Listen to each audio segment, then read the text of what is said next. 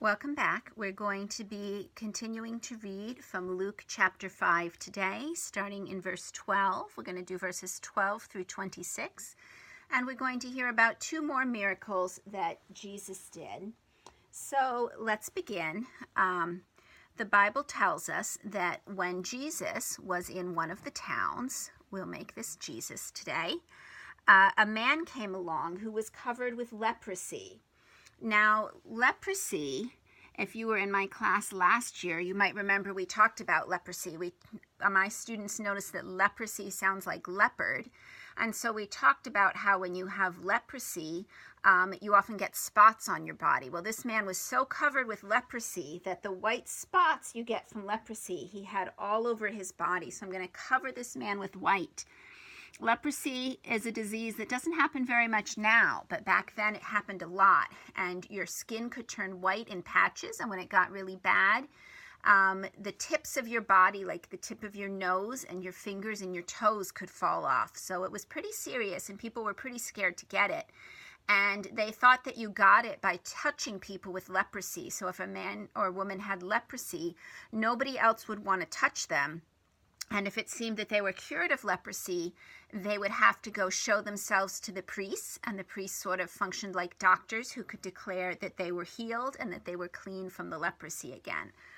Well, this man with leprosy came to Jesus as he was teaching in one of the towns, and the Bible tells us that when he saw Jesus, he fell on his face and said, Lord, if you are willing, you can make me clean. Jesus reached out his hand and touched the man.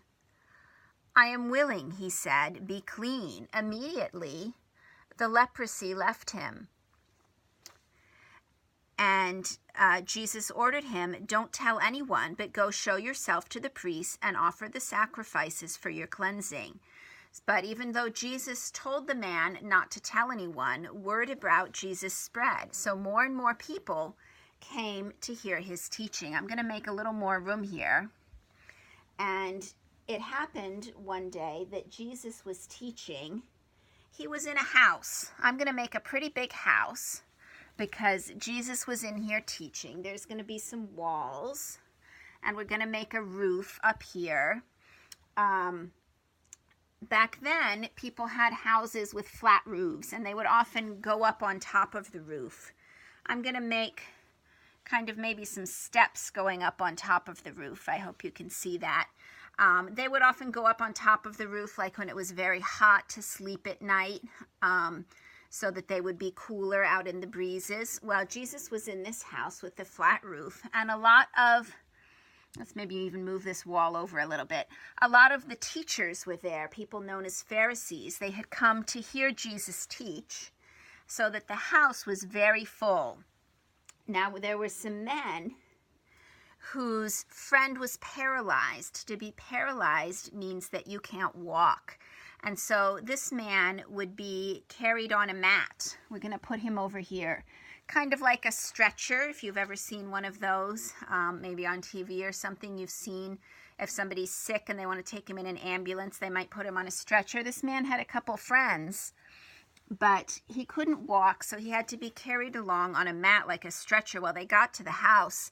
And the house was so crowded that they couldn't find a way in. But they thought, we'll go up on the roof. So they took their friend around and went up the stairs and took this poor man on his mat up on the roof. And then they moved some of the roof tiles out of the way so they could make a hole. And they lowered their friend in. They must have had some sort of ropes on his mat, because they lowered him in and plopped him down right in front of Jesus in the middle of the crowd. When Jesus saw their faith, he said, "Friend, your sins are forgiven." Now, the Pharisees and teachers who were listening didn't like this. They said, "Who is this man? Only God can forgive sins." Jesus knew what they were thinking, and he said, "Why are you thinking these things in your heart? Which is easier, to say your sins are forgiven, or to say get up and walk? But so that you know that I have authority."